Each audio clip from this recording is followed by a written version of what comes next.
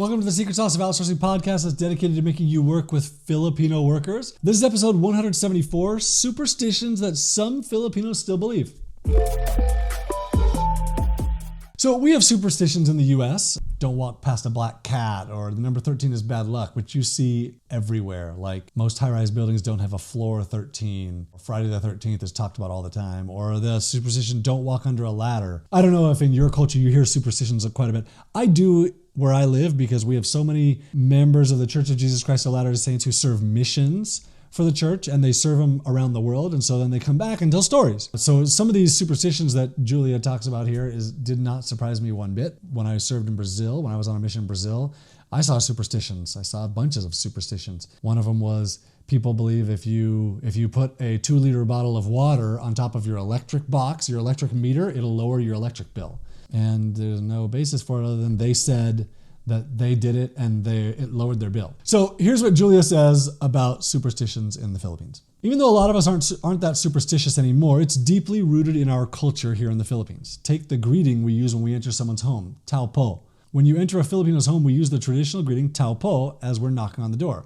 Tao po literally means I'm a person. It's a habit. We don't really think much about it when we say it, but we use this greeting because of the pre-colonial pagan belief that elemental creatures walk among us. They play tricks like hiding your things or knocking on your door. Saying tao po is reassuring the homeowner that we're humans, not spirits. We also believe these elemental creatures live in large old trees, rocks, and mounds of earth. So it's considered good manners to say tabi tabi po, excuse me, when you pass by places with them.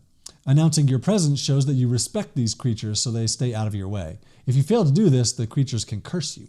Everybody has a story about how one of their family members got sick because they weren't polite to the spirits. So being rude just to spite them isn't worth it. I don't believe this, she says. I don't believe this, but I still say tabi tabi po because I don't want to risk it. Superstition is even a cottage industry in the Philippines. In front of a lot of churches, you'll find fortune tellers and faith healers. You'll see people selling folk medicine, talisman and charms beside rosaries, candles, and religious statues.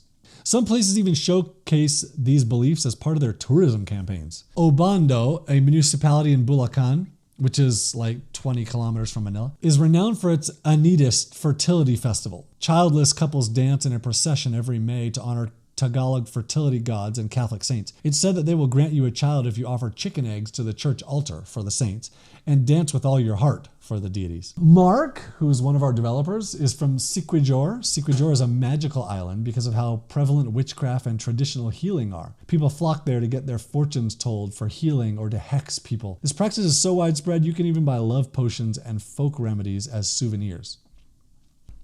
Super interesting.